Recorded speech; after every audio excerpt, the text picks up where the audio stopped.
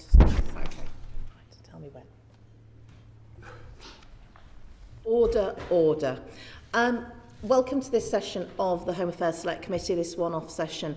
We're very grateful, Baroness Casey, that you have come in front of the committee. We have your report. It is extensive and has given us lots of good reading overnight, but we're very keen to hear from you about your findings and the work you did. Perhaps it might be useful if you and your team could introduce yourselves, and then, Baroness Casey, if you wish to make an opening statement, I think that would be helpful. Okay, will do. Louise Casey, I led the piece of work, the audit, that I'm before you today to account for. I'm Neil O'Connor. I've also been supporting the audit. And my name's Sarah Kincaid, and I too have been working on the audit.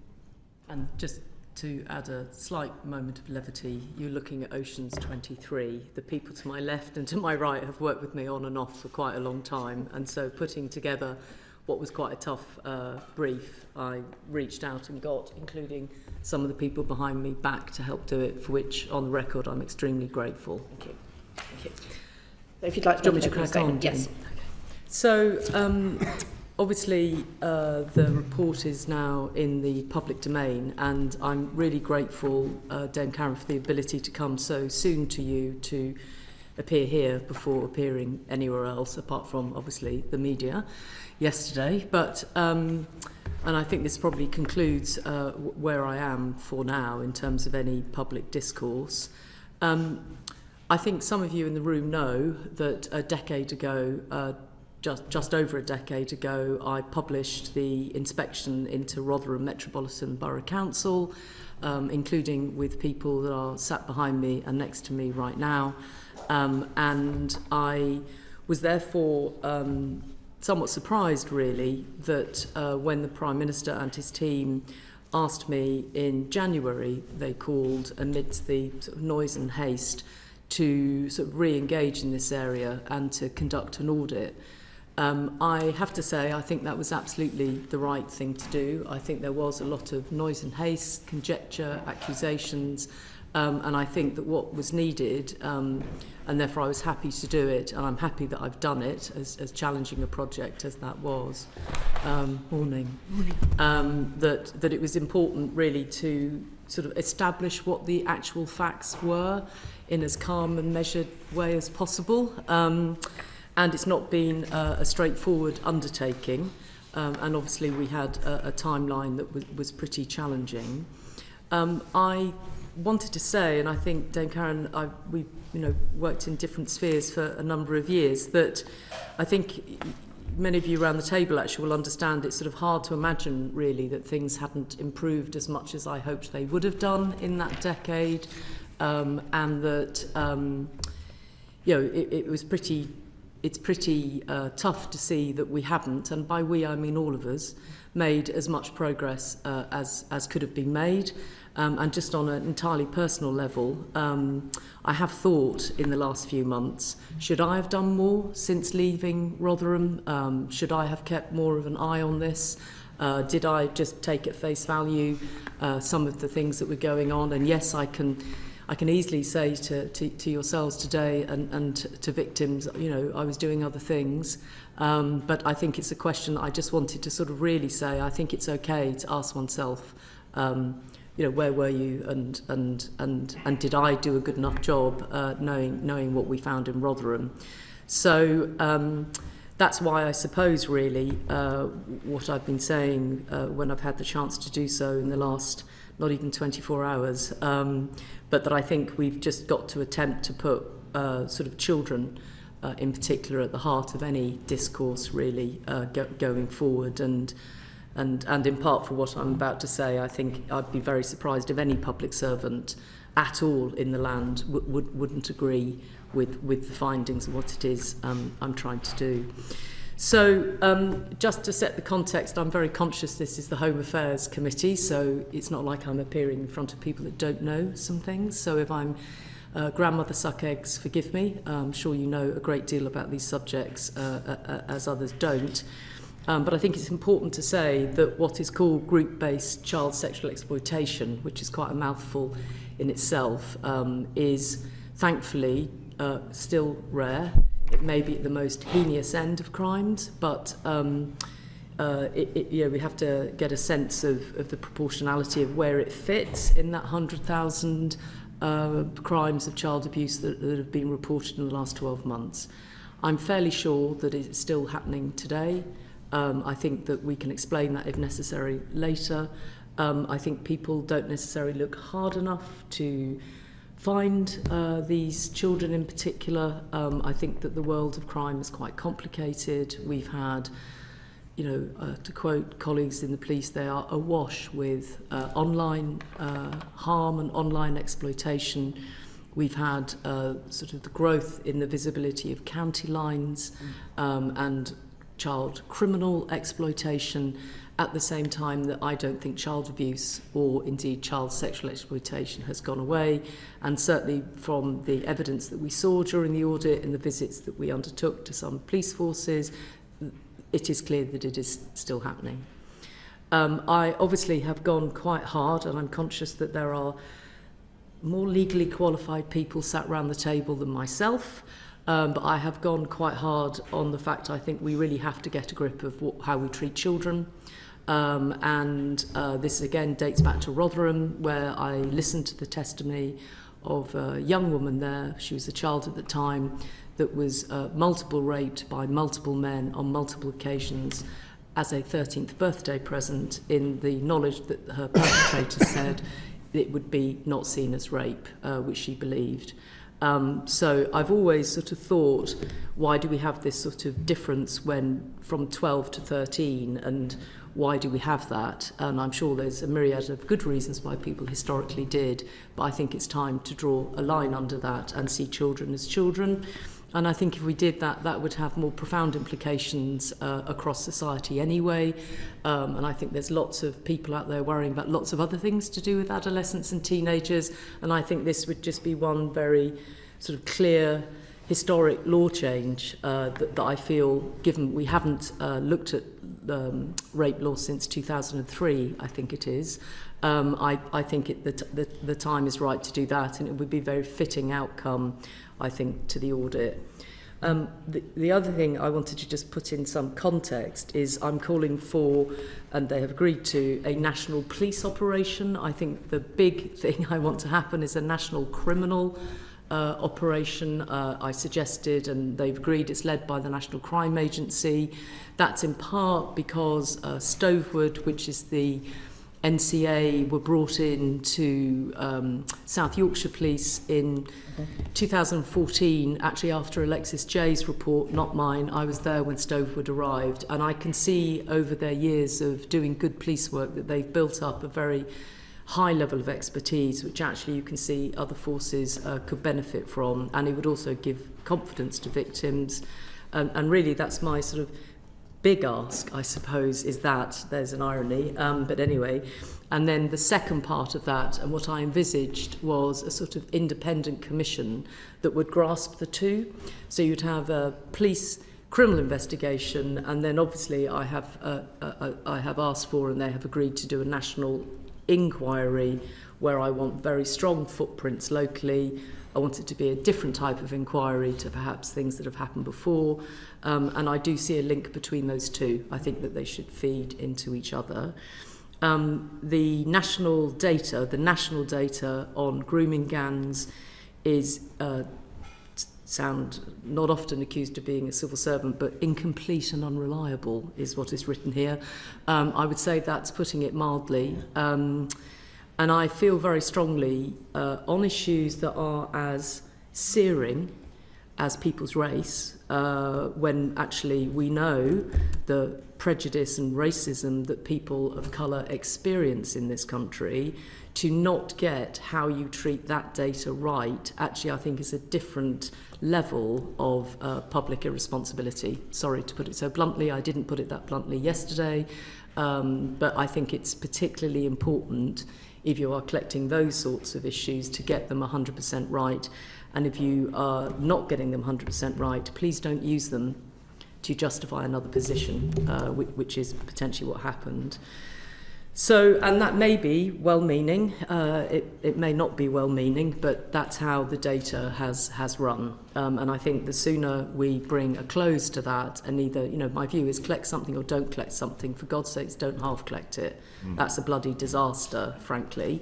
And so then, I think it's a matter now of public record. We dug deeper into 3 police force areas where there's a clear high rates of child sexual exploitation offending, and dug deeper into those to see whether they had established the facts and figures, and they had established the facts and figures much more than the national data. That then meant I was somewhat tougher, actually, in the way I've just talked about the national data, because if I know it can be collected in large police forces effectively, why can't I collect that nationally? Do you see me added to the sort of sense, oh dear God, what on earth have you done here? So I think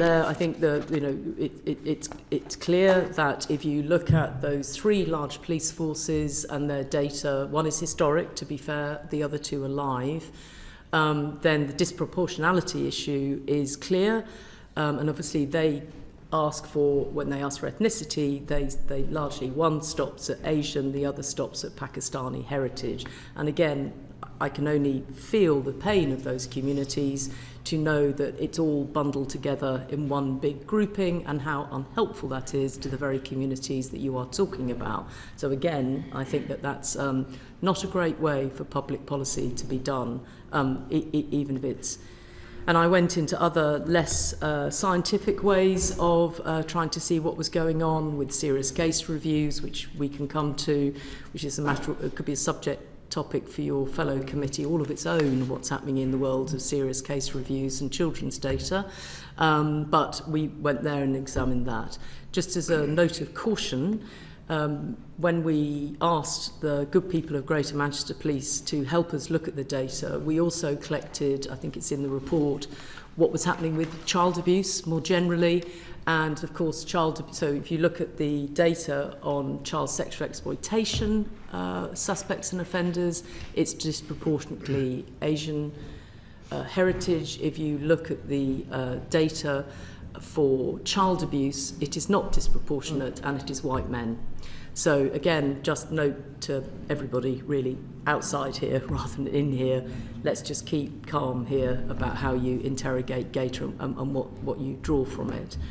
I think I've said that I think the sort of poor recording in the criminal justice system, but not just in the criminal justice system, we have strong views, which you've seen in the audit, about children's services and local authorities and this extraordinary change, your Home Affairs. So you've got crime recording of child abuse here going up, and you look over at colleagues in local government, in children's services, and certainly see that in, I think, children on child protection plans for sexual abuse is at an all-time low in the last 30 years.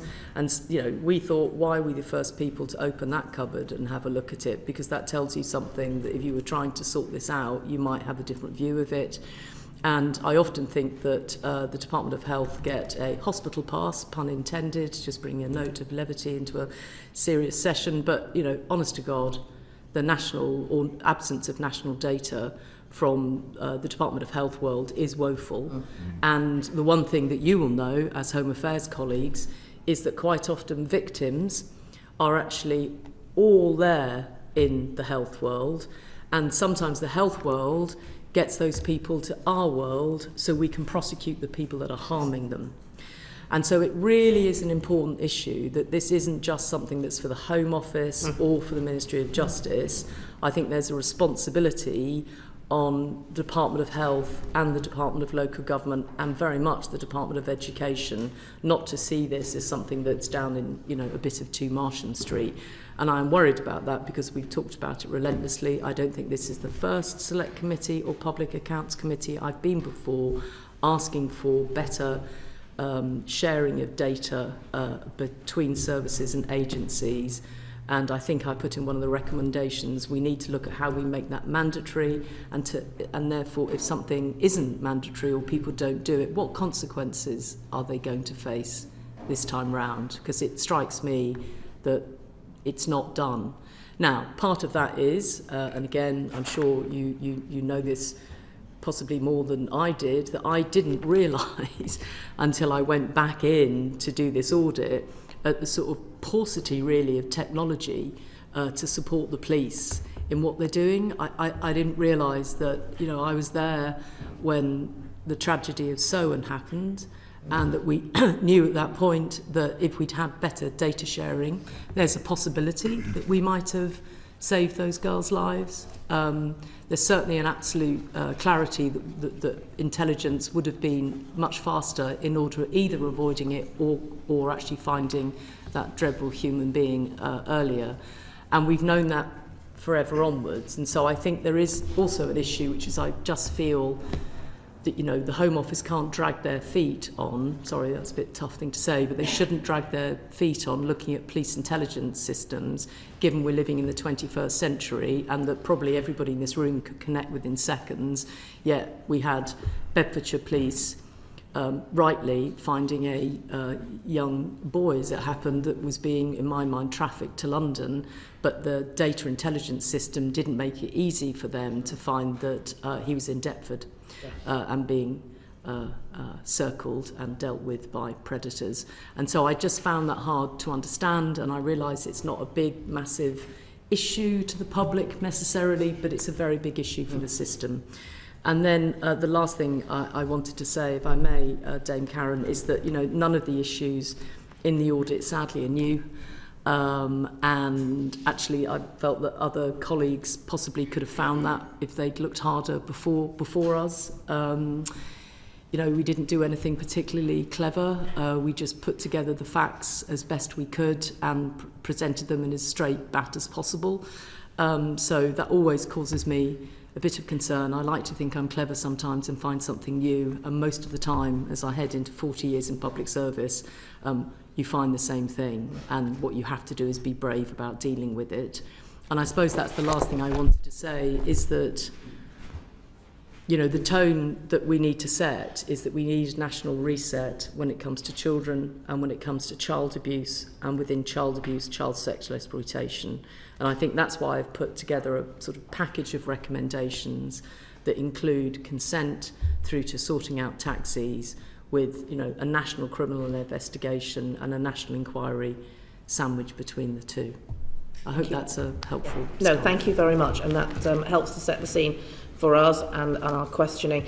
And I think I read your report and felt rather unwell as to just how much of this was familiar and hadn't been joined up, and that is a great frustration for all of us who serve in public life. We are cross-party, but we are a team working together to try and establish how we can help scrutinise government and the work of the Home Office. And with that in mind, colleagues are very acutely aware that this is a very serious issue, and one that is not one that we need to start having tribal party politics involved in. So I'm going to start the questioning, and I'd like to start with Jake Richards. Thank you, Chair, and thank you for all your work, Baroness Casey and your team. I mean, it's quite an exceptional piece of work in a short period of time, which must have been very difficult to put together. So very grateful. What comes across in the report and in your opening statement, in particular your personal note, Baroness Casey, at page 11, is just the kind of extreme sense of disappointment, and that word is probably mild, and you could have used stronger language at what you found. I just want to get a sense of the evidence base for that disappointment. What are we talking about? How did the audit, in broad brush terms, realise that things had certainly not improved as you'd wish from your experience in Rotherham? Well, I might ask if you want sort of machinations of what blocks of evidence we put together and how. I might ask my colleagues to help with that. But I would direct you, Mr. Richards, to a very long timeline that is in the beginning, which shows just the amount of times people post 2009 actually. So it was 2009, which was the first government statutory definition of child sexual exploitation. And then if you we didn't sweep through, we carefully went through all of the different, it's not complete, there's more in there. I've had some people since say, well, I did a documentary then, why that wasn't included yesterday. So I'm sure we could go on and on and on with it. But so we did a very big look at who, it's always the same. You look at who's gone before you, why things didn't change, what stopped them from changing if you can, and piece together, is this something that we've all had did it just need putting together? And once you put it together, people go, oh, good God, we should have all known. Or whether actually, the data speaks for itself. We did I mean, it's almost impossible to get through. I feel sorry for anybody trying to read this report. But, going through chapter by chapter on sort of nature, scale, definitions, we literally went through and looked at all of the definitions. We spared you the multiple appendices that we could have attached to it to show just how many times people have looked at definitions, they've looked at strategies, but we haven't got to the nub of it. And I think that's partly the problem. So yes, we did a lot of homework.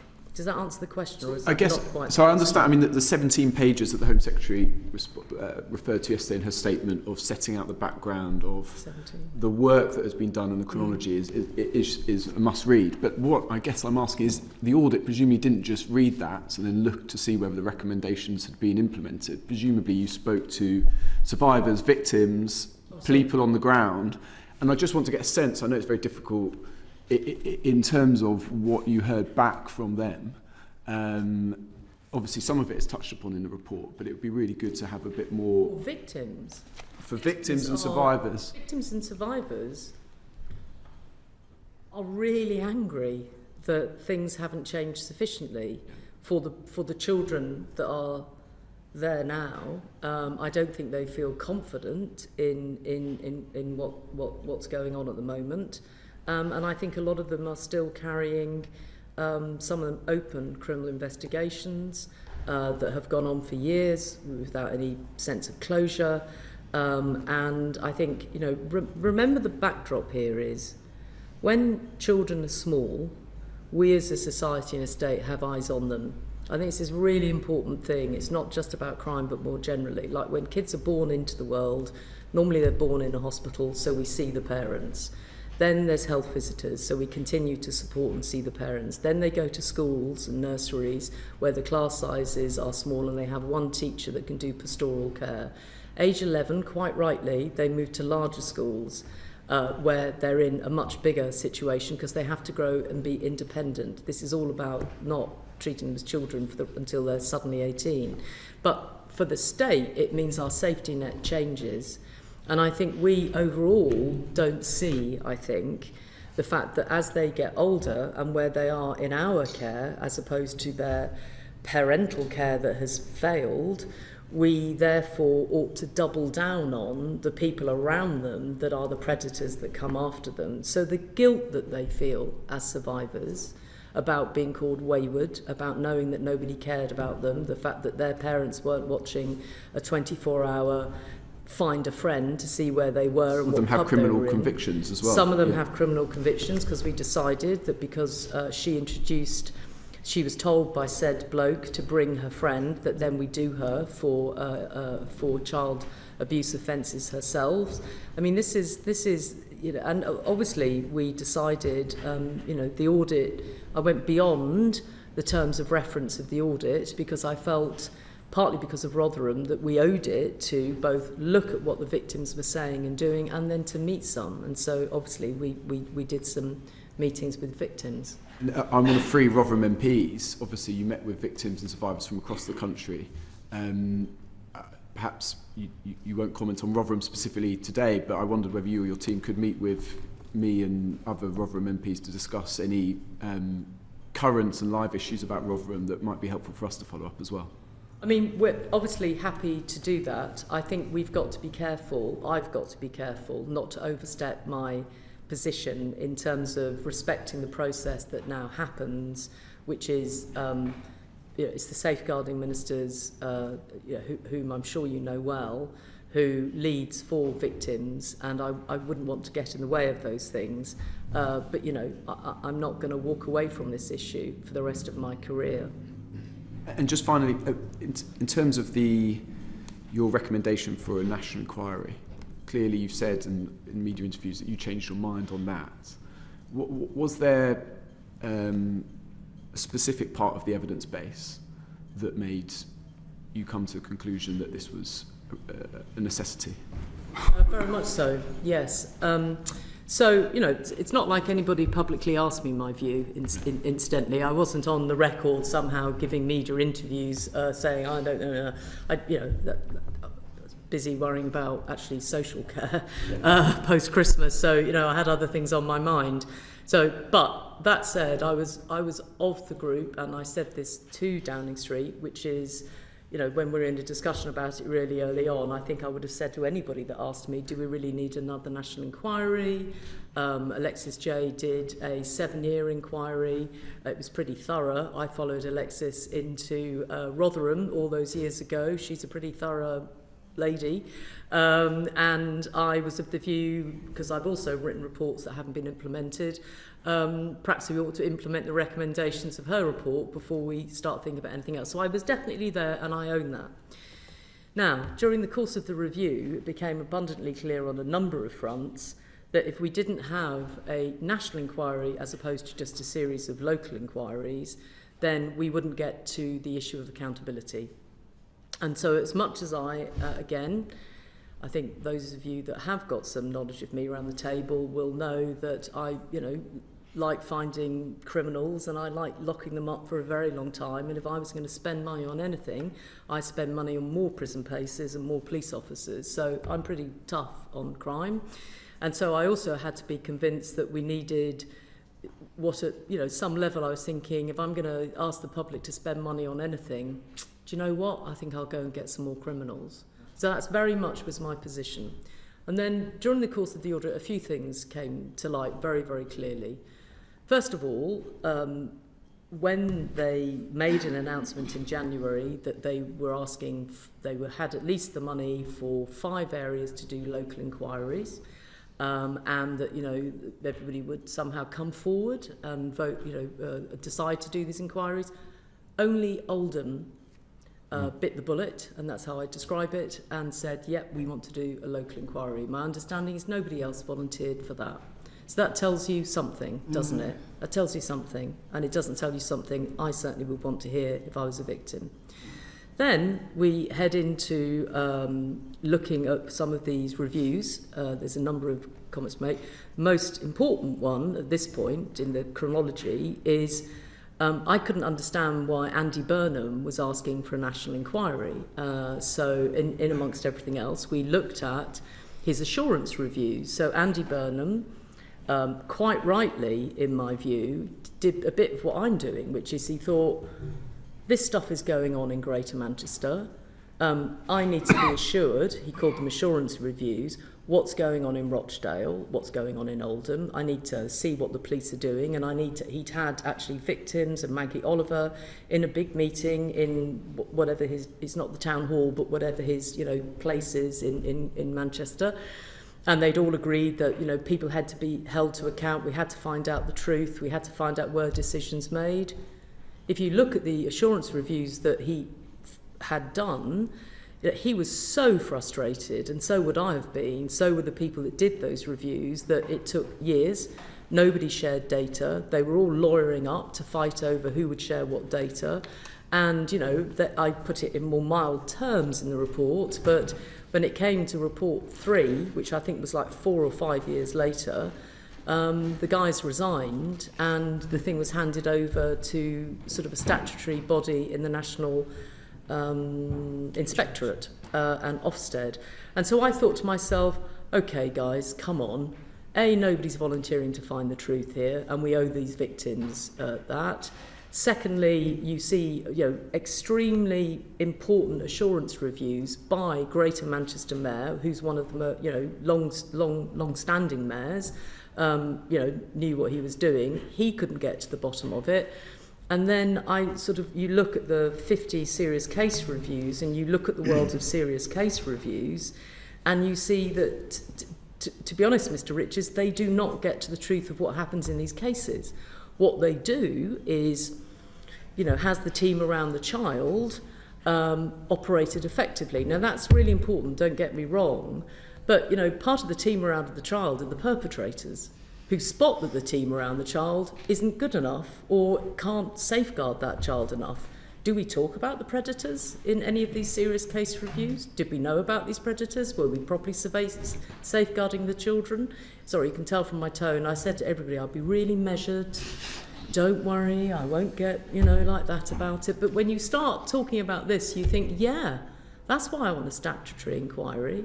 And that's why it has to be national with strong local, there's a connection between the local and national. So I know it's not what everybody wanted, but I think it's absolutely the right thing to do. Just finally, recommendation 12 is about funding. Predominantly, you mentioned money for prisons, you mentioned money for police officers. I mean, have you had any assurances that there is going to be funding for this going forward, or is that a recommendation and you wait and see from government?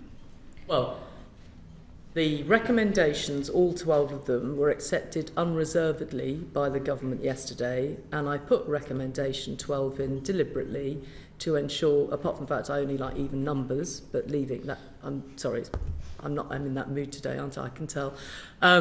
It's a really important thing to make sure that we don't let the victims down again by not doing this properly. So, having gone from, is this the right way of spending public money 4 months ago, I think it's the right way to spend public money.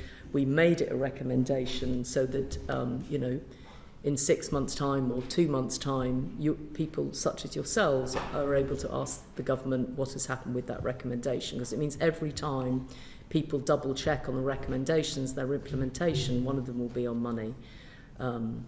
But to be fair, we only gave them a report about 10 days ago, and they were out yesterday responding to it. So I'm sure there's detail on each one of those recommendations that has to be worked through. Thank you. Ben Maguire. Thanks, Chair, and thanks, Baroness Casey, and your team for such fantastic work and for turning this around so quickly. Just picking up on the Alexis J recommendations, I noted from your executive summary that you've kind of assumed those recommendations are now going to be implemented. We've obviously had lots of reviews dating back to Lord Laming in 2009. The Alexis J review, I think, took 7 years. Now you're proposing another national inquiry. My big concern is constituents like mine, Nigel O'Mara, who was a victim of child sexual abuse, reliving these experiences over and over again. He's told me that he's had severe mental health issues and trauma having to relive that during the Alexis J inquiry. Which of these J recommendations are you most concerned about not being implemented? Because I know you've kind of worked on the basis they will be, but are there any out of that list of 20 that you're concerned won't be in the near future? Well, I think there's a couple, isn't there? The Child Protection Authority. The government have said that they're going to do that, but I suppose that's one of the things that, one of the major themes in the work that we've done, and that obviously Alexis J did, was the importance of bringing those different safeguarding policing systems together.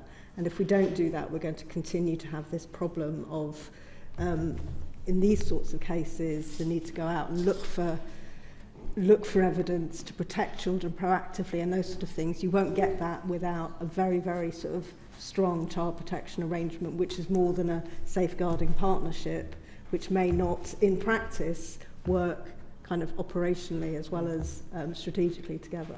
So I think that would be the kind of, from what we've just done and looked at this, and what, as Baroness Casey says, that the history of many of these reviews tells us is that's what we've got to get sorted. And there's no reason technically anymore to make that difficult. Yeah. So the sharing of data is probably easier now than at any time in my entire career. And so I think that some of the, and it's not expensive, it's just getting the safeguards around privacy right. But I think often we use the safeguards around privacy to protect our own agency interest and not share data. So she was right about that, and we totally support it in what we found. Just quick follow-up on that. I noted that recommendation 7 in your report calls for changes to the way police share data across boundaries. I'm thinking particularly in my own area of county line drug gangs, which you referenced at the start. You mentioned that it needs changes, but you don't go as far as to say that it needs a whole new IT system for policing. How can you square the circle there? Because it feels like there needs to be an overhaul, there needs to be a completely new system in place to make sure we avoid these things slipping through the cracks at police boundaries. Well, partly, you've got, police IT systems tend to evoke lots of sighs and rolling of eyes, and I don't know how many police systems that we've seen, big IT ideas that haven't quite, materialised as they planned. But some of the kind of good work that we've seen, for example, the organised exploitation team that is funded by the Home Office, and some of the kind of action taken in other areas, means you don't actually have to create a whole new IT system. You can now use, you can use all sorts of tools to read existing systems. So this is not like 40 years hence we've got a new system and everyone's going to switch it on and it's going to work. I think, it's modern technology, I think probably allows for that to happen. So I don't think we're waiting for a brand new IT system, and we've seen plenty of sort of good arrangements in areas which have kind of overcome that, and the kind of TOEX schemes are really helpful at developing tools to help people do the job, police do the job they need to do rather than waiting. I think that, my living nightmare is if you say to any large statutory organisation, dare I say even the civil service, I tell you what we need is a big digital overhaul. The coffin of that 2 or 3 years down the line is I've never been asked to audit that, but I'm sure I wouldn't have to look very far. So Sarah's absolutely right. Bedfordshire Police, for example, small but mighty, have piloted a really straightforward way of doing a police intelligence database. The TOEX thing is there for the taking. It's like what we didn't want to do is give everybody an excuse to say, we can't do all of this because it's going to take us 300 years and £300 million to have a think about it. No, there are things right there, right now, that both tech companies can offer you, but you've also got expertise in your own organisation. So can we crack on and do it, please, rather than spend 300 years having a digital overhaul that won't overhaul anything? Thanks. Jenny Reid. Thank you for your audit and report, and also thank you for coming here today and this morning. We really, the whole committee really appreciates it. I'm a Scottish MP, and the vast majority of not just what's in your report, but Alexis J's recommendations as well cover devolved issues.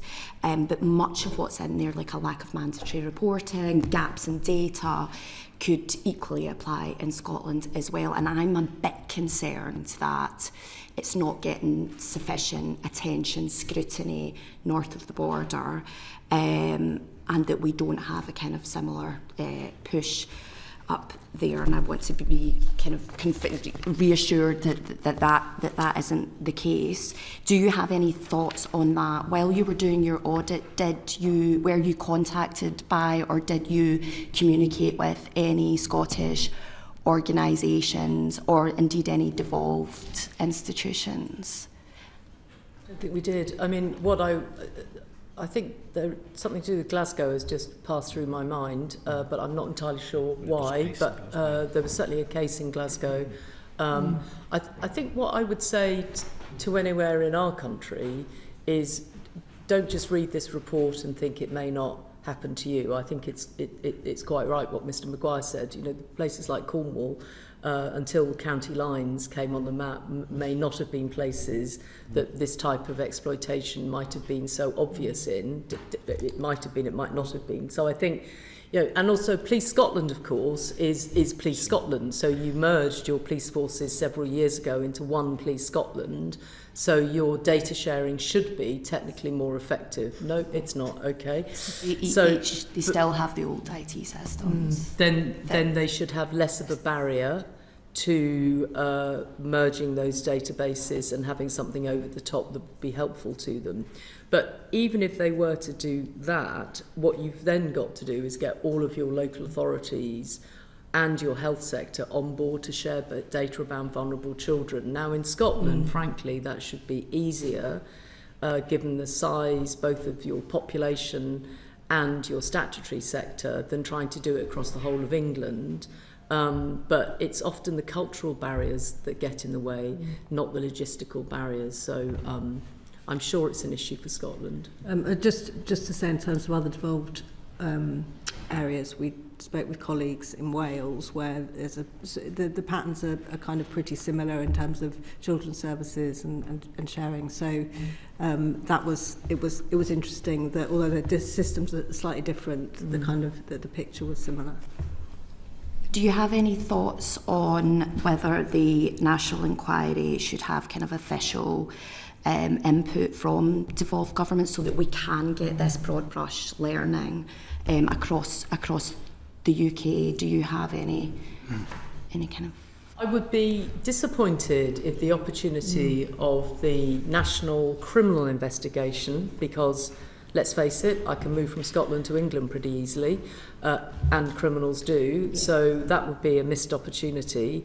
And alongside that, therefore, so would at least the learnings of the National Inquiry, because what I've got in my mind is something that is slightly different to a sort of 7-year judge-led inquiry, and I think that what ideally we would have is something that got into local areas, and it's a matter for Scotland to decide, isn't it, whether they would want to have some sort of relationship with the National Commission or Inquiry or whatever it ends up being called. But criminals move to wherever they can get their prey. And with the internet, they do that even quicker and easier. I mean, it's an issue internationally, not just between the devolved nations. So I think it is really important that across certainly Northern Ireland, Scotland, Wales and England, there's some join up around these sorts of issues. And that's where my sort of, perhaps over-obsession and a nerd level with getting the IT right is a really pragmatic way of joining up those systems.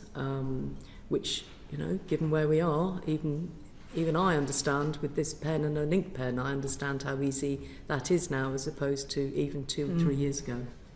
Just, if I may, just as an observation, in some of the bigger police forces in England that we spoke to, the Met Police, for example, and Greater Manchester Police, they are taking an approach where they apply serious and organised crime tactics and operational approaches to child sexual exploitation successfully, and that helps them to corral, if you like, the local police organisation within their much broader area, so they have an oversight of what's going on. They talk to their districts and they bring everything into the centre and apply more resourcing where there are complex cases. It may be something that policing in Scotland are already doing, but that is an approach that we endorse and recommend is applied more widely going forward.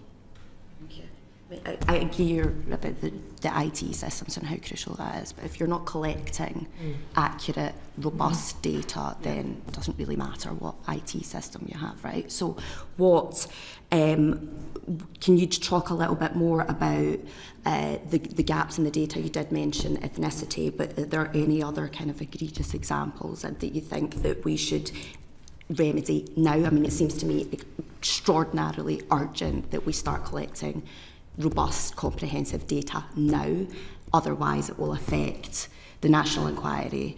Did it affect your ability to perform this audit effectively? And what those challenges look like?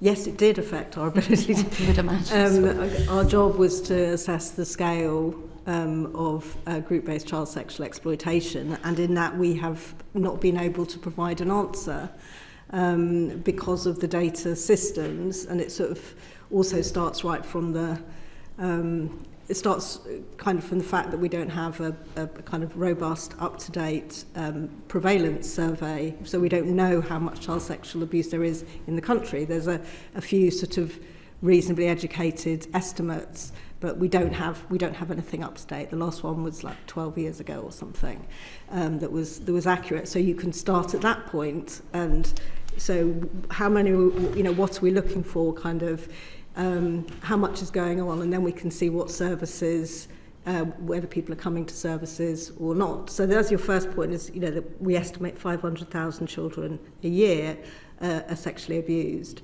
in a kind of the kind of umbrella way of sexual abuse in different forms. And then beyond that, we have the next piece of information down is the policing reports of child sexual abuse. Some of that is flagged when it's child sexual exploitation, but police flags are notoriously poor. They're not used well, and when we talked to police forces and we looked at their problem profiles, we found that the flags weren't being used that well. So there's an estimate that tells you that there are 17,000 CSE crimes a year. But we can't rely on that necessarily. And so 2 years ago, the Child Sexual Exploitation Task Force, which is kind of a national policing capability, started collecting, asking police to send them their data, and they are kind of basically analysing it manually, effectively, to look at the number of child sexual abuse cases which fall into the sexual exploitation and are carried out by more than 2 people. So that's what they have to do, that kind of incredibly difficult and labour-intensive exercise. And that told us there were 719 group-based child sexual exploitation crimes in 2023. Now, so we started up there half a million a year, and we get down to 700 crimes. We think, we think for a start that because most child sexual abuse is not reported anyway, we have a massive underestimate of what's happening. But that's like the best we got after however many years of saying we really need to collect this information. What needs to happen now to ensure that this doesn't happen in the national inquiry? Have you got any thoughts on? Well, I think just to start on the CSE task force are planning, the government have accepted that they will collect data in a more robust way, so we will get some of that, and I think we've said that we need mandatory ethnicity collection of data when it comes to child sexual abuse, and the government have accepted that. So it's not. I think it's probably not mandatory. Totally mandatory at the moment. It's all done by encouragement. I think it's all done by encouragement at the moment. I mean, but we think it needs to be mandatory. To be fair, it's Theresa May as Home Secretary. I think a bit into her term that wanted the flagging process, and she wanted that flagging process because, having said at the beginning of her term, press on.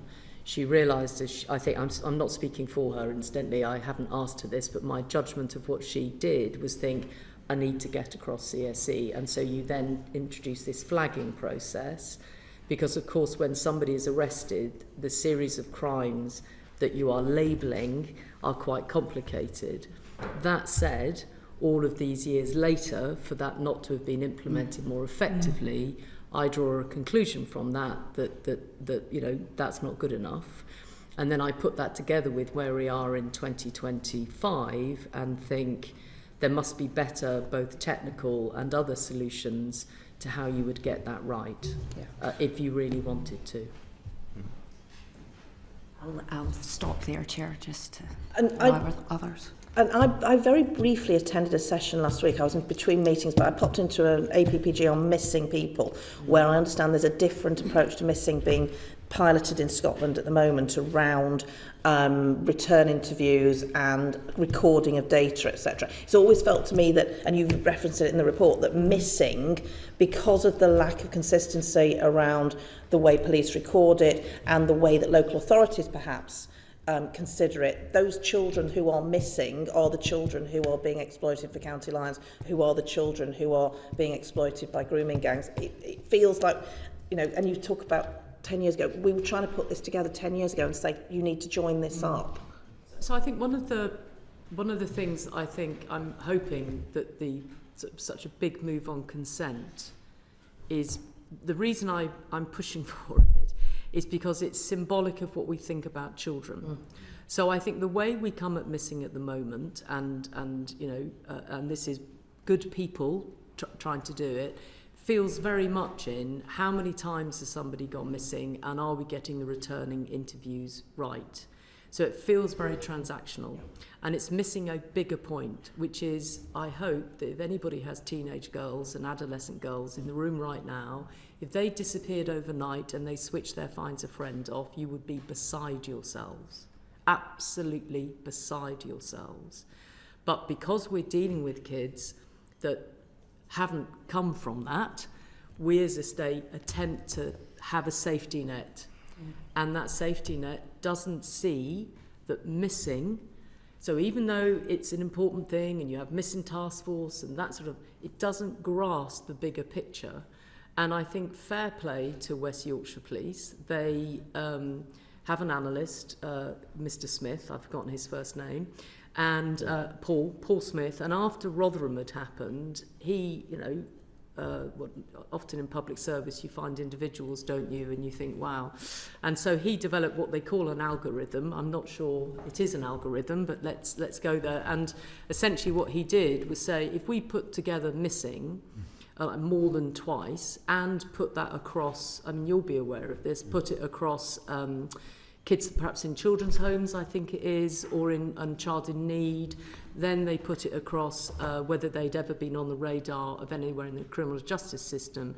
Hey presto, you have a completely different cohort. And I think that we say as a system, and I include myself in this, missing is really important, but then it really turns into a transaction rather than, oh dear God, where is this child? Now, if we had rape laws that meant when said child has gone out all night with said perpetrator and his friends, that we will do them for rape, it changes the conversation of the state, really, because rape is seen as one of the most, quite rightly, terrible things that can happen, and particularly terrible things if it can happen to children.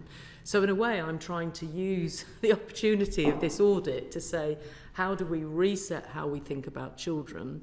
And it's also why, Dame Karen, I'm so concerned about the whole children's services side of this, in that I think they don't even see those children. So how can you know, you would look at missing, you would look at who's on your child in need, you'd look at the moment they just have neglect for most of these kids. I think there's some very profound questions to be asked about what's happening in and around children, of which missing, we call it a red flag. You know, you think some sort of beaming noises, you know, a beep should go off on my phone when Louise Casey goes missing. I'm sure there's plenty of politicians that wish that was possible, but you know, it's sort of, and yet it's not. It's like, well, have you got the returning home interview right? And I think we're just in the not right place on it, and it screams out of the voices of the kids in this report. It's the lack of joining up on all of this and the lack of all the agencies. Exactly. And I was thinking earlier about when you were leading on troubled families, and I worked with you on that. Exactly. The joining up made all the difference, and we simply haven't joined up on all of these different red flags that absolutely should be front and centre, and the agencies, and I'm afraid there's a tendency, tick the box, I've done my job, I've covered myself, I've covered my colleagues, but I'm not going to apply judgment and I'm not going to join this up, and that needs to change. I 100% agree. Thank you. Chris Murray. Thank you, Chair. Firstly, thank you all three of you for this very important report that you produced. I just want to go back into that question of when you decided to call for a national inquiry, because we had Alexis J here, we had Tim Crowther here. You said yourself your own views evolved on the need for a national inquiry, and I cannot tell you how shocking it was to read, or how disappointing it was, those pages in your report of the timeline of how little has happened over the years. And you know, I worked on anti-trafficking for 4 years, and I've spent so much time reading reviews like this, submitting evidence. There's been task forces, there's been reviews, there's been inquiries. My question is, how do we ensure that there just is not more delay? how do we ensure that this new national inquiry does not become, I understand completely your reasons for calling for it, which you've set out really comprehensively, but how do we stop people in the system using that as like, well, that's for this national inquiry, we're not going to move forward on that? And can I ask you specifically, we will have the Home Secretary at this committee in 6 months' time. Which of your recommendations should we say to her, have these been implemented yet? So we use this inquiry, as your report, as a fire break, so there's action and not just more discussion. So, to the last question, the reason that there's so much that we could want to come from the audit findings, and we zeroed in on 12, and we did that deliberately so that we looked at what we thought would be the most significant 12 in order to get the biggest change possible. So obviously I have strong views on other areas, such as serious case reviews, just to put that back in. But we zeroed in on 12, and I think that I would like you to hold to account the government in 6 months' time for what action has happened on all 12. I don't think that's an unreasonable thing. That if I'd done 300 or 200 or even 50, I think that gets tricky.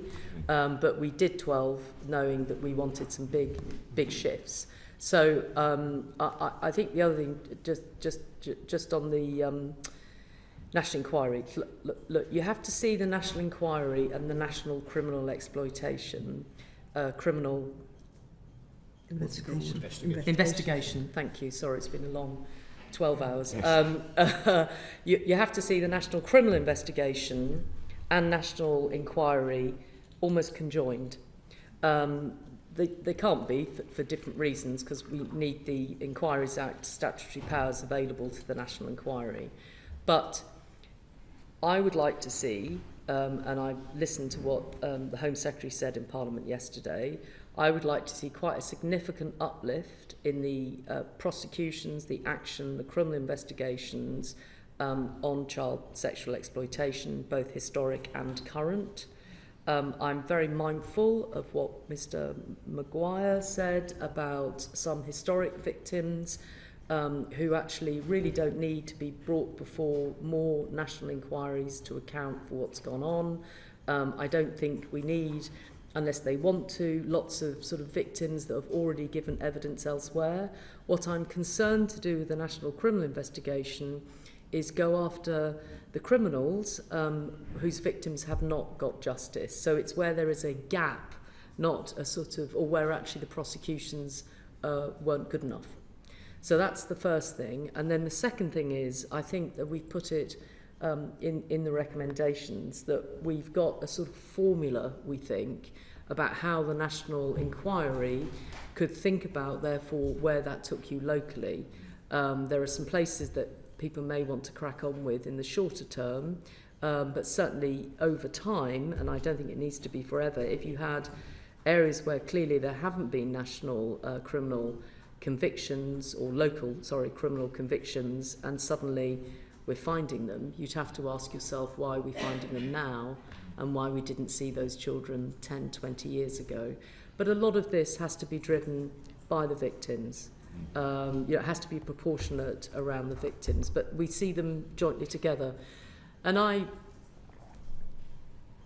don't know, I think because of the publicity, which is both sad in some ways but important in others, the attention this has had politically. Here we are, less than, not even 24 hours since that report was laid in the House, and I'm before you with my team. It shows that I hope this is a line in the sand, and I think the 12 things that we're asking for are not impossible. They're not pipe dreams, they're achievable. Yeah, thank you very much. Thank you for that. A couple of other questions. So firstly, one of the things I thought was quite, this is a genuine question, one of the things that was interesting that was missing from the report is any discussion of the pandemic and that huge impact that that has had on child protection, on the way abuse is perpetrated. I just wondered if you wanted to say anything about that. Well, if you want to ask me to do another report in 6 months on that issue, I'm not happy to do so, but I'd be open to negotiations. The truth is that there is a huge dynamic at play around what's happened since the pandemic, both not just in crime, but into the lives of children and what's going on. I think I was quite vocal during the pandemic that we ought to look at the implications of it, and we shouldn't leave people behind.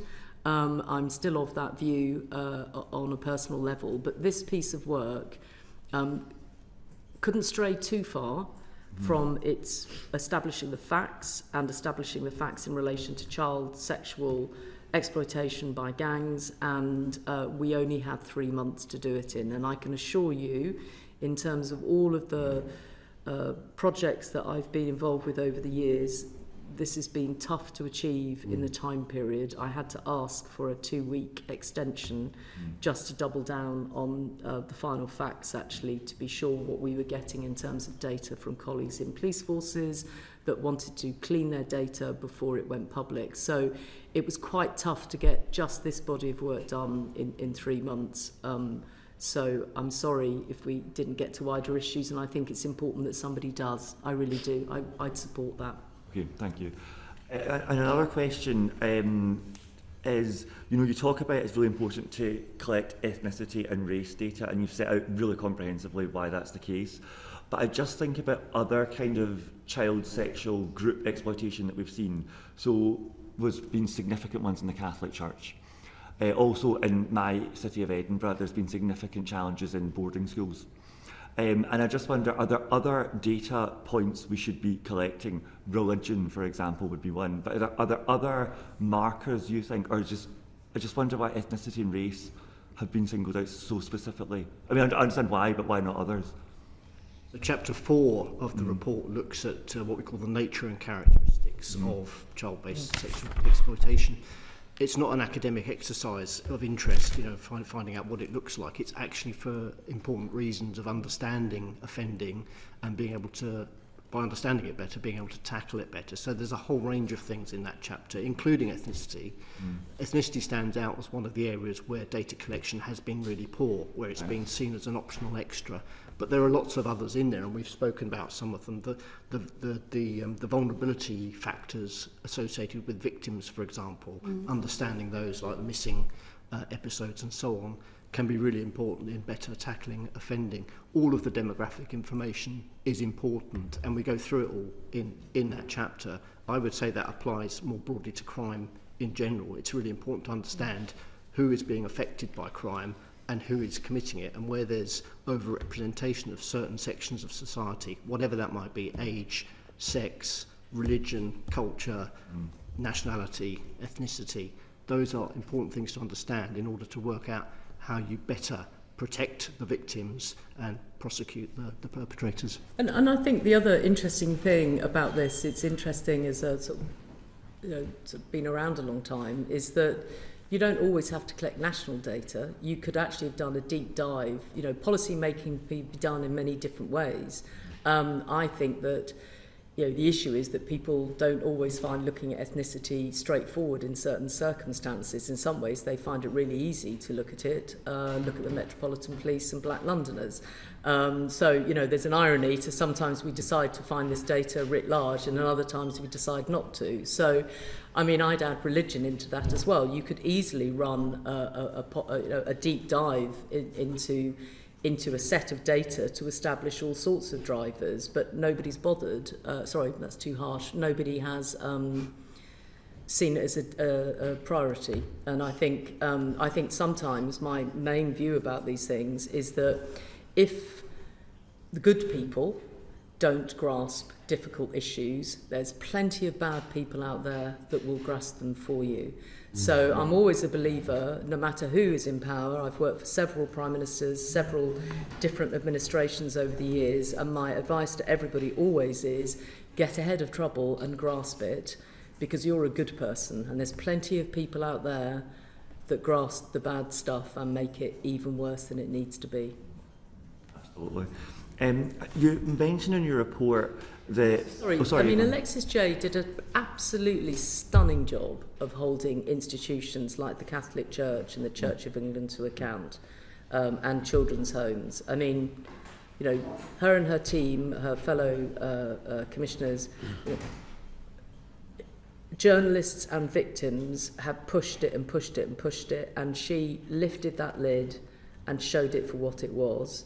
And I think now, you know, I hope nobody in the Catholic Church or others deny what happened and what their priest did to children. And if they did, they should face the same consequences of any other individual. So I felt it's important to say, because I think it's really important that we don't think that Alexis J and her team left anything they should have done, they didn't do. They did a really good job, and we do need to implement the findings, and we do need to own that large institutions, unless they're careful, can go easily into losing their way. And that's every institution, I think, not just religious institutions. Thank you. In the report you talk about, I want to ask about the national referral mechanism and its interplay here. So you talk about the 49% increase in NRM referrals for sexual exploitation since 2020. How useful a tool, because the NRM is kind of broken right now, how useful a tool is that to addressing the challenges that you've seen in your audit? And specifically, I want to ask about the pilot for devolved decision making, because I asked the Home Secretary about this yesterday and she's committed to rolling it out. Do you think that will move the dial on this? Am I pushing in the right direction there? Well, we looked at the national referral mechanism and the data on those who come into it for reasons of child sexual exploitation.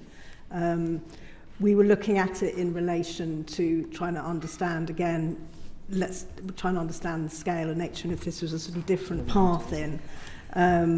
We didn't really go into the policy of it within, again, kind of within the time. We weren't able to sort of interrogate it, but we can see, of course, that it was interesting from our perspective to think about the kind of trafficking side of child sexual exploitation, which you know comes up a lot, and obviously it's very interesting the way that children end up in the NRM when they might end up, they should be ending up in a different route or might come through a different route. But we didn't really look at how the policy has developed. Right.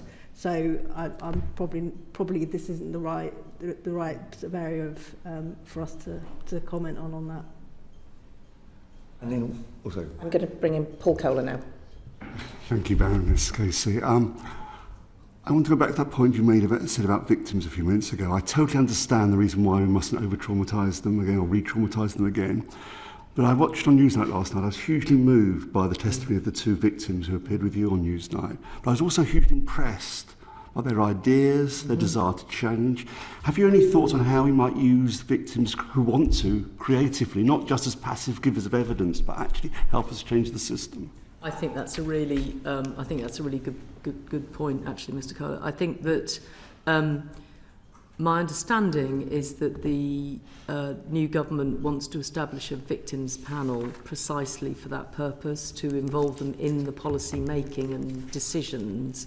I don't know where that's at. I don't work for the Home Office, but if you wanted to ask them about that, I think that would be a really good thing to ask them about. I think they made that commitment publicly, and I'm not sure where it's at. And I think the purpose of that panel is to go a bit beyond reliving your trauma and a bit more into specifics. And I think it's a really interesting point you make, actually, that I think in some ways the Newsnight piece and various others are allowing people publicly to say what they think should shift. And I think that's quite, I'm really open to that. This is partly the sort of session we had with survivors and victims was less about the trauma they'd experienced, but actually more about what they think should happen now and what type of things would help them. And I would say we covered off a range of things, but it was part of why I thought that the fact that they feel that nobody is straight, that they're not candid, that they don't really know what's going on, wasn't just about their own cases, it was wider. And that's partly, it was another part of why we came to the view that we should settle on a national inquiry. And I think that the other part of the national inquiry with its local footprints is that I think it would be helpful to make sure that, yes, inquiries are there to establish the facts, to apportion blame, to use inquiry language, and to make sure it doesn't happen again. But it would be a missed opportunity not to use that victim's voice to say, so what specific things do you think we need to change? So when I was the Victims Commissioner, actually under the Coalition in 2010, 2011, going back a bit, I remember meeting victims, and one of the specific things that one of the families wanted was that prisoners that had been convicted for killing their partners could not arrive at the Court of Justice and Family Proceedings and argue for custody directly with the family whose mother they had killed. And my jaw dropped, thinking, here I am thinking I know a bit about the world, and I had no concept that we allowed that to happen.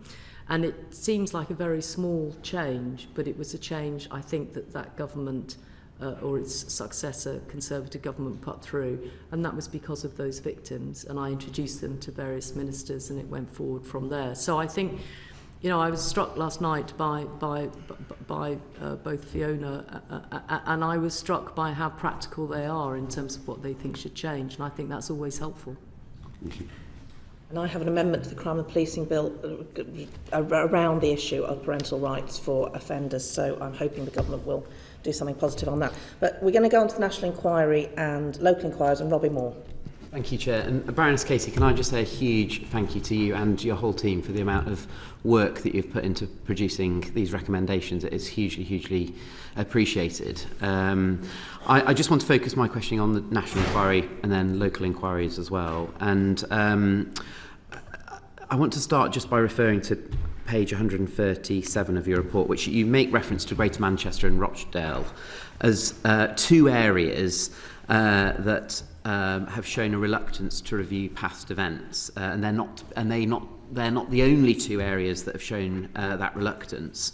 And you pointed to the fact that they were confident that practice had improved, or that issues that had been covered elsewhere, often citing other serious case reviews. Now, I'm just going to use the example of Fiona Goddard, who I know that you met last night, but she was a constituent of mine as well as living within the Bradford district. And she has obviously made her views known. She removed her anonymity and has been quite critical of how decisions have been made in the past. One of her absolute frustrations, when I spoke to her last night before the Newsnight interview that she did, was that this feeling that local authorities, and I'm going to reference Bradford Council because that's my own local authority, indeed where she resides, are using serious case reviews, indeed hers, and indeed referencing the thematic review which you referenced in your report that was produced in 2021, which only looked at 5 children. It was only a 50-page document, of which Fiona was one of those 5 children. Yes. And heavily relying on that, and dare I say her serious case review, as a reason that there is nothing more to see here in this area. So I think the simple question is, we've had the announcement quite rightly that we're having a national inquiry, but we still have the reluctance that's coming forward at a local level for any more of a spotlight to be shone across the Bradford district. So what would your message be to local leaders that represent Bradford Council and indeed the wider West Yorkshire area of how we absolutely reassure victims and survivors like Fiona that we can have that inquiry that is focusing on the Bradford district that Fiona has called for and still calls for, and I have been for a significant long period of time? So I'll come to Bradford in a second. The first one you mentioned was the where we talk about Rochdale. So just, sorry, I may not have made myself clear earlier. So I think Andy Burnham did a good thing in Greater Manchester to say, I'm not happy with what's going on here. He listened to victims, he did talk to the police, he did talk to others, and he tried to put in place He did, not try, sorry, that's unfair. He instituted assurance reviews, if that's what they called them, to try and establish exactly what you're wishing, I think, for Bradford.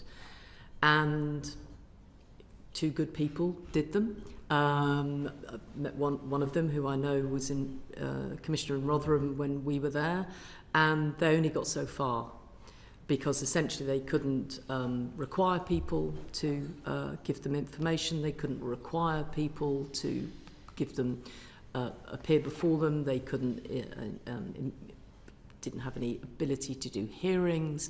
And as I think we put in the report, it just went on and on and on. And then they did this work, but it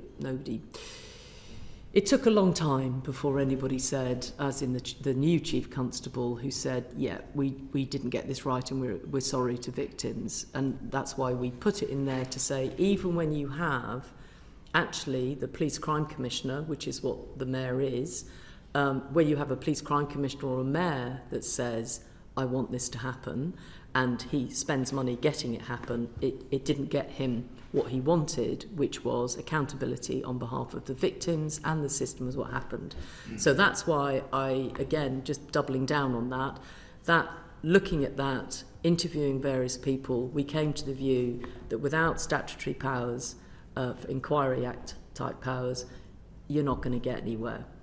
And then I agree that if you, I would say, if you were Bradford, if you were anywhere in my report that we published yesterday, if you were any of the areas that are sort of visible and identifiable, just be ready and be open to the fact that you may be the subject of one of the national inquiries. And I would be surprised if some of the areas that I mentioned, probably including Bradford, would not be subject to being part of a national inquiry. And it's absolutely right that I think members of Parliament, I think victims, I think other people are able to say, we want this to happen here, and that should be balanced out with what I think should be, dare I say, an evidence-based and data-led approach to looking at where you would start and where you would head. So I didn't want Mr. Moore today to get into, this is my hit list, let's just use common parlance, or, you know, dare I say it, this is where I think you should start,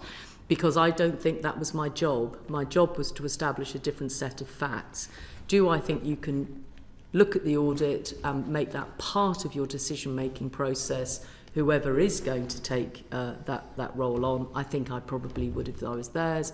And I think, and I'm sensing and understanding, having met Fiona and seen her previously on Newsnight, good for them for giving her that voice, the government will need to move relatively quickly on making a headway on starting some local and doing the national inquiry, running into some of these local inquiries and getting on with them, because I think the sooner we get on with them, the sooner we can get accountability on the table. And even if we can never ever do right by the victims, because at the end of the day the people that did those crimes are the perpetrators, we can at least get the system to look at where it needs to apologise, where it should be accountable, and where it should make redress. So I'm sorry, it's a very long-winded question to your answer, but I thought it was important just to be as open about what I think is possible.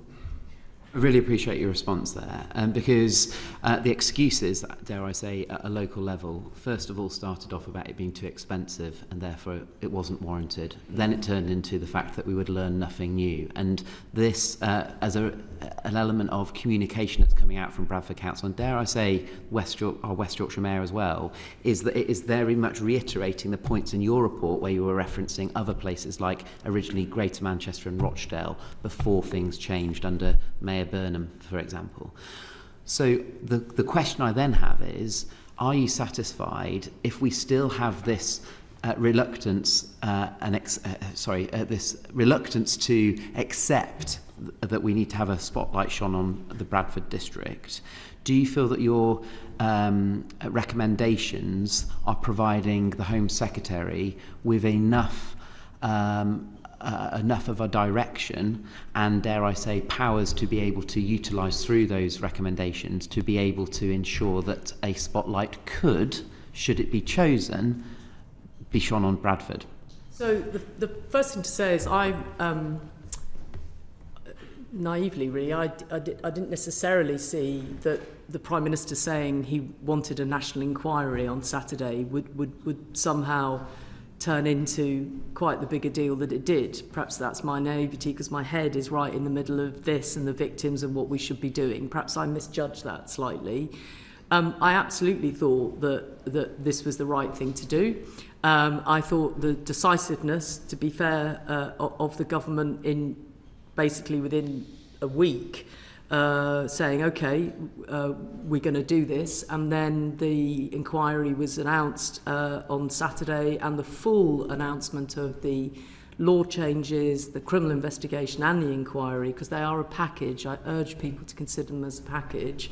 Was announced only yesterday. I think that's pretty good going in my career in getting governments to do things I want them to do. I felt quite all right about that actually last night. By the time I tripped over to Newsnight, I thought, job done, mate. Anyway, but I take what you're saying and I understand it. And I think that what I would say is the Home Secretary made clear yesterday the government's commitment to all of what was in there, including a national inquiry with local footprints. It's the same Home Secretary that in January said, here I am, I think there's something that needs to be looked at here. Here's 5 local inquiries. We're going to follow the Telford model that many people across the political divide have supported. Nobody came forward.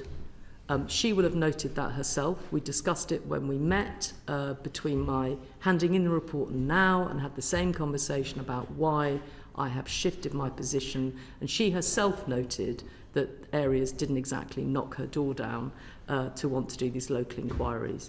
The statutory inquiry powers were announced on Saturday. They were given in full to the House yesterday. Any area of the country, I would urge them, Bradford, anywhere, to think carefully about not being open to scrutiny and to change. And I would urge them to think carefully, and I realise it's nerve-wracking, because in the midst of all of this are some human beings that are leaders, and I don't mean political leaders necessarily, but social workers, team leaders, police officers, where we all know that when it gets nasty, they are named, and very nasty people can do very nasty things to them. Like, you all know that, your MPs, other public servants too. So we've got to be careful about not scapegoating people and creating a sort of hate monger thing, at the same time that we have to make sure that we get the inquiries right and that people are held to account locally. So I would say to anybody who can see themselves in this report, be open to it. Don't use. I mean, you're telling me what we wrote. You're absolutely right. You know, there are areas that have said we've done serious case reviews, therefore we don't need to do anything. That is not the case when you look at the serious case reviews. It does not answer the question. Serious case reviews, the public may think, and I used to, that they are a way of holding kind of what actually happened and how can we not get it right again, and who's accountable for not getting it right. That's not what they have done, and that's not what they do. So you can't use them as a reason not to do an investigation when you're looking at these issues. And I would say that to Bradford and anywhere else in the country. I would caution against doing that and say, let's be open. Let's use this as a moment to draw a line and to have a national reset. That's what I would say. Thank you. And openness, transparency and accountability is incredibly important, and that's absolutely noted. Which brings me on to my next question, is to do with terms of reference associated potentially with the national inquiry. Because I know that you, West Yorkshire Police fed into your report and helped with, I suspect, then the recommendations that you then came to. But as one of the concerns that gets raised to me is it's multifaceted, and this has been picked up in terms of some of the comments that you've made today, in terms of it's not just police forces, it's local authorities. In fact, it's any organisation effectively that has safeguarding responsibility, including the CPS. So how do you envisage the terms of reference being established, and how do you a reference getting cross-government buy-in? Yes, it was the Home Secretary that gave the announcement, but actually this cuts across every government department as well. So would you just like to expand on that? And if I could add to that, and it's the question I put to the Home Secretary yesterday, how do you make sure that you don't prejudice criminal trials because clearly in the inquiry we want openness, we want honesty, but sometimes that openness and honesty is provided on condition of some form of amnesty or a lack of prosecution, and we can't have a situation where in an inquiry we find a perpetrator who's guilty of potentially many crimes that can't then be prosecuted because the inquiry has taken evidence. How are we going to ensure that doesn't happen? Well, and I think the issue of misconduct in public office is always quite a tricky one to investigate and prosecute. Actually, if that's where you end up. Sorry, not suggesting that one does, but it's always been quite tricky, that one. I mean, to be honest, the 3-month sprint to get to where we are. No, West Yorkshire Police were not involved in the recommendations. We took from West Yorkshire Police the Smith algorithm and the good work that they're doing in terms of their organised and criminal exploitation. We took their data, we analysed it, and we went backwards and forwards over that. But the recommendations are very much ours and mine, and frankly not with masses of consultation with anybody. In fact, I don't think we consulted with anyone. So because this was a contested and tricky thing, and it's on my shoulders to attempt to get that right, and so no, we didn't enter into a process of consultation with anybody at all. So as to the detail of how you get all of that right, I honestly think there's a few you'll have to get the terms of reference right. Do I think that's an impossible task? No, I don't. Do I think that people might use excuses as to why you can't do these things because of the very reasons you said? That's a possibility. Do I think we should all watch that very carefully? Yes, I do. And do I think we can crack on with this? Yes, I can. The Inquiries Act gives scope to do things in different ways. We don't have to always do them in exactly the same way. That's what the Inquiries Act gives you. And if it needs to change, there's a government in power that can change it. So I haven't really scoped out and got to the detail of terms of reference, but I think it's pretty clear what we want, and I think it's pretty clear why we want it, and I think the government has accepted it unreservedly, and I have huge confidence in them across the board, actually, to implement it. And I have to say, I thought it was quite a moment to see the government bench with women right across the board yesterday. The Home Secretary was surrounded by her Secretaries of State and other people that are active. And, I think a lot of parliamentarians across the political divide have contacted me in the last 12 hours to say thank you and well done. And that goes across the political spectrum completely. It really does. Thank you. Paul Kohler. We've got a couple more questions, if that's okay. Okay. Carry on with the national inquiry. It's coordinating a number of local inquiries, drawing generic lessons from that. But do you envisage it going further? This awful tale is a systemic failure in the body politic at every level, local, regional, national. A failure of self-reflection, which we saw in the House yesterday. Are you envisaging it talking about the failures at every level of government, including national? So I think the important thing, again, about giving the panel or the inquiry chair or chairs is that by giving them statutory powers of that nature, they are able to go wherever they think they need to go. Okay. That's a good answer. Well, thank you. It's the truth. We've set out a prescription under that recommendation to a degree. Obviously, it's for the government to work out how they detail that, but having an independent commission overseeing that, agreeing set terms of reference and timescales and so on, is an important part of that process. And it's in setting the terms of reference that scope is really determined, and then how the Inquiries Act powers are applied and how they're used, for example, to overcome conflicts of evidence with criminal and other prosecutions and so on. And so you don't see it as restricted to then just coordinating these regional? No, that's great. Absolutely. Absolutely, thank you. It is evidence-led. Thank you. And one further final question. What cultural and again, this might be premature, you might not want to have a comment on this, but do you have any thoughts on the cultural and societal drivers that were at the heart of these grooming gangs? Is that something you feel able to comment on at this stage? I think it would be no, actually. I think that what I'd like to see is that we take this carefully and properly, and that what I feel we've known needs to be done, even if it was just intuitively since Rotherham, but certainly now the evidence is there, is that one ought to collect data properly, and at the same time it will be a difficult and challenging piece of work to do, but obviously I don't often ask for new research in anything that I do. I'm a let's get on with it type woman, but I think in this situation we do need to have a bespoke piece of research that looks into whether there are cultural drivers, religious or otherwise, and I also think that that's not unusual in crime fighting.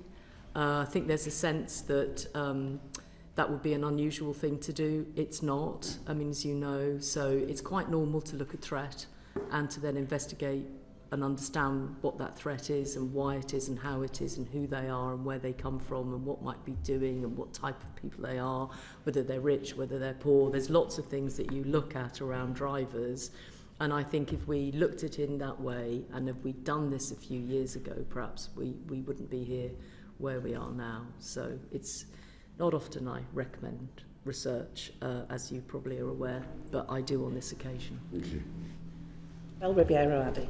Thank you, Chair, and I also want to say thank you for all of the work that yourself and your team have done on this. You said at the beginning that you weren't sure if you had done enough, and I think that's a huge disservice to yourself. You've been writing recommendations for a long time, and perhaps if people have listened to them, things might be a bit different. But in terms of those recommendations, some of the work that's going to be going on, I also wanted to ask about inquiries, because we find a lot of the time that inquiries go ahead when there's been a huge moral outrage, and then we want something to be done. And I understand that data does need to be collected, that's very clear, but they are notorious for being costly and lengthy, and I was pleased to see there's going to be a time limit on this. So what's the time limit, roughly? So I think in anything that we might have said so far, we've suggested sort of 3 years. Okay. Certainly initially, but certainly I think you should be thinking getting the national and local bit done within 3 years. It's partly why we're looking for flexibility about the inquiry model, and looking for perhaps a team effort rather than a single individual running hearings. Probably saying more than I should at this stage, but why not? You've asked a question, so I'm answering it. So, yeah, I think that we're of the view that this is achievable. I just think that we need some creative thinking from colleagues in the civil service to help make it happen. And could we hope for some interim type of reporting that might help push things forward a bit quicker? So I thought what was interesting about Alexis J and the way she did her report is she did regular reports. So I thought that was a really good model, and I was really appreciative of that as somebody that was following what is she finding and what we should do. And again, I think I know that's not what other inquiries do, but I thought Alexis J and her team did that really well. And again, it would be obvious that why would you wait if you've got a local inquiry done somewhere? You don't need to wait 3 years before you publish it. You need to get that out there, get on with it, and get people moving on.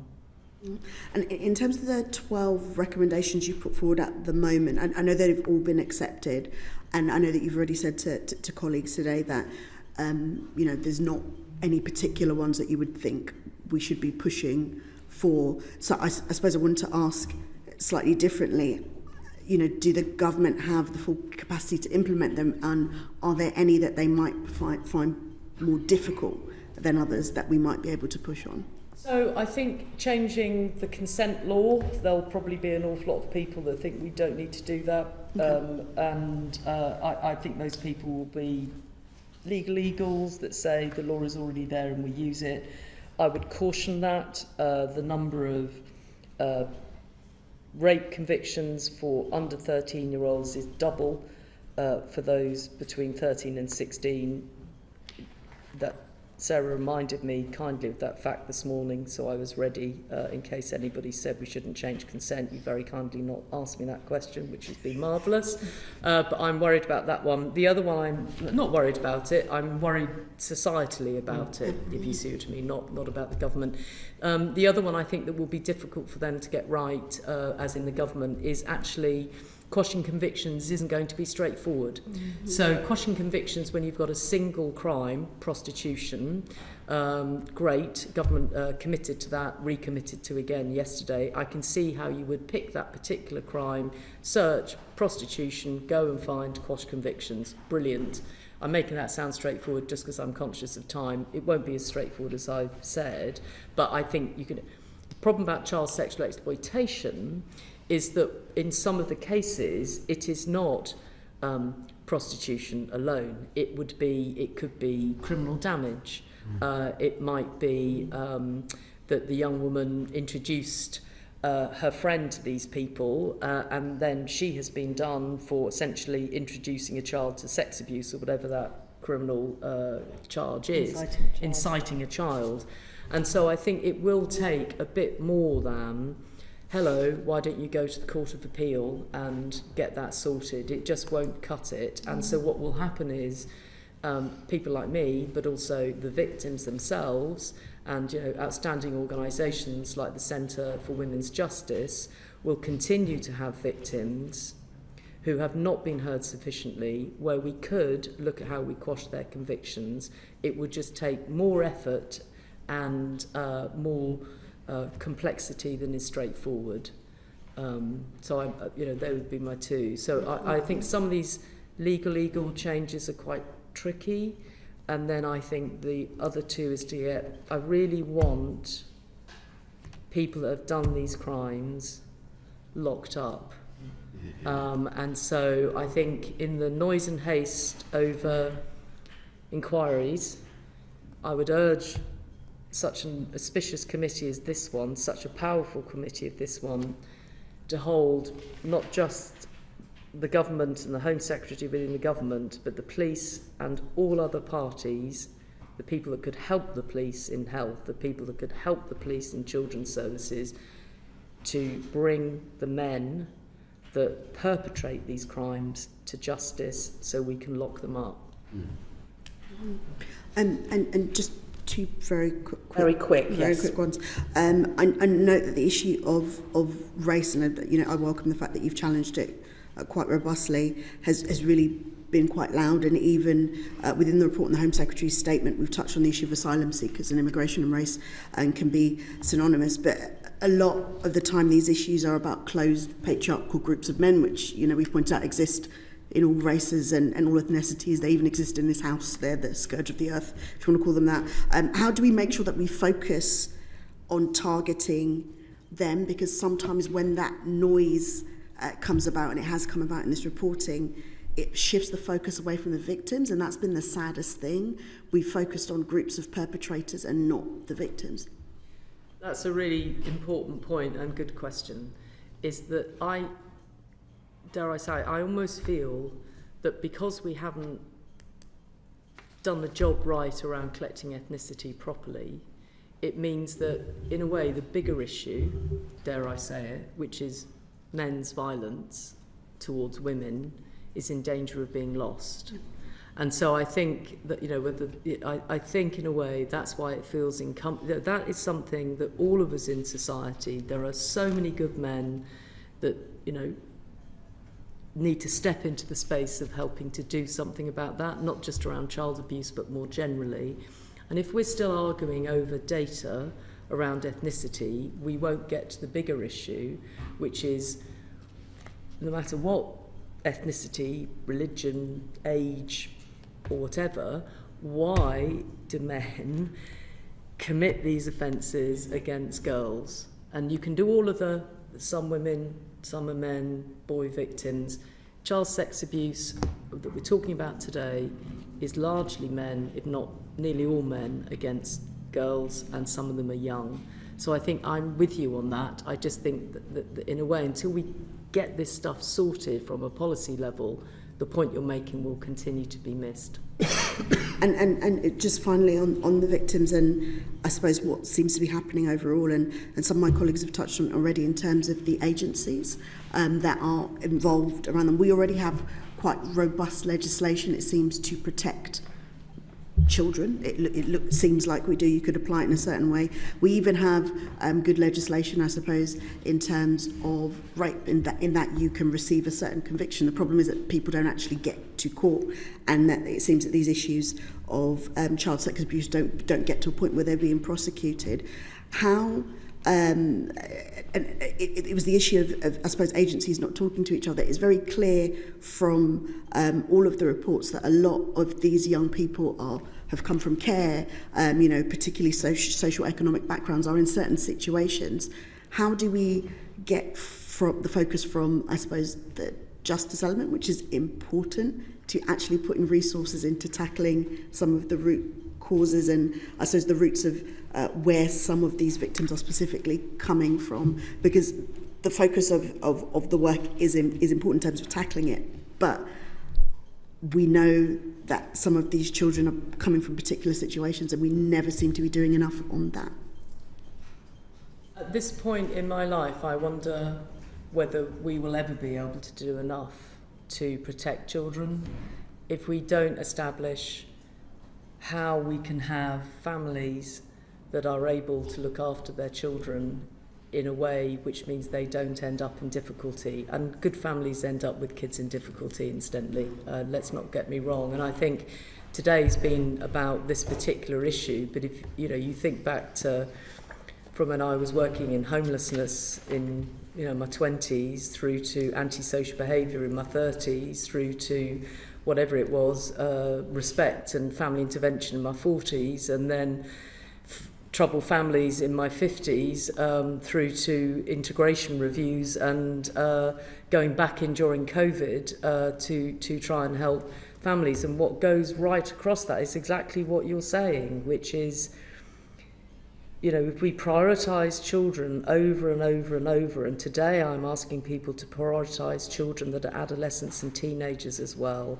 and that if we did right by that as a society, and that's why the rape conviction does mean a great deal to all of us on the team, then I think we're starting to talk again about what kids are. And I think I've had a long go at trying to you can call it, what do we call it, social exclusion, social mobility, social justice, troubled families, and now I'm before the Home Affairs Select Committee.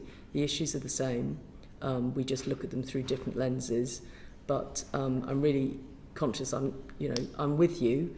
I just think right now there are victims of this particular type of crime that we're not doing enough for, and so I think we need to do a bit more for them.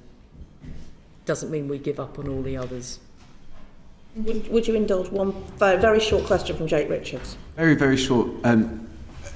Just looking over the history. Just because your sister is the special advisor to the Home Secretary doesn't get you special treatment, Mr. Richards. I have declared that interest previously for the record. So. When necessary to do so. I can assure you that it doesn't get me any special treatment. Quite the opposite, actually. Looking at all the reviews and work that has been done on this issue over 10, 15, 20 years, and the complete profound disappointment at the lack of progress. There's going to be another inquiry that we've discussed today. I mean, is there force to the argument that this needs something else, a constant, something new, a constant authority figure, such as a child sexual exploitation commissioner, to constantly keep the heat on? So I have to, sorry, that's really, I was only joking with you, so it's a very fair question. But I mean, I'm not a massive fan of constant commissioners. I've got to be honest. I've been one, and I've not been one. And I think at the end of the day, ministers are accountable for the policy that they're elected to deliver. I think that you have a safeguarding minister, you have a Home Secretary, you have a Secretary of State for Education. I'm not saying that the commissioners that are in other roles aren't there. I just wonder whether you know, I don't want somebody sitting across the corridor basically saying they're not doing a good enough job, when actually I could have somebody sitting across the other side of the corridor getting the job done.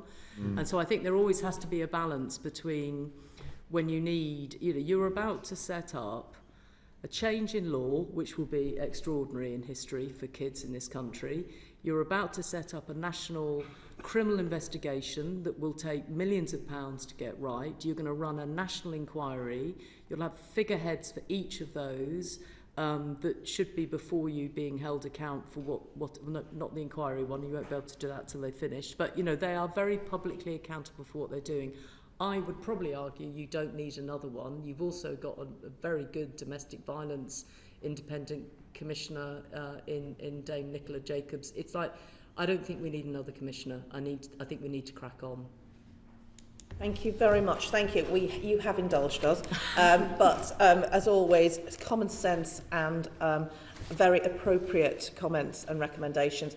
I really do appreciate your time today, Baroness Casey, and your very extensive report, which we will come back to, I know, as a committee. Thank you so much for being with us, and I'll conclude the session now. Order, order. Thank you.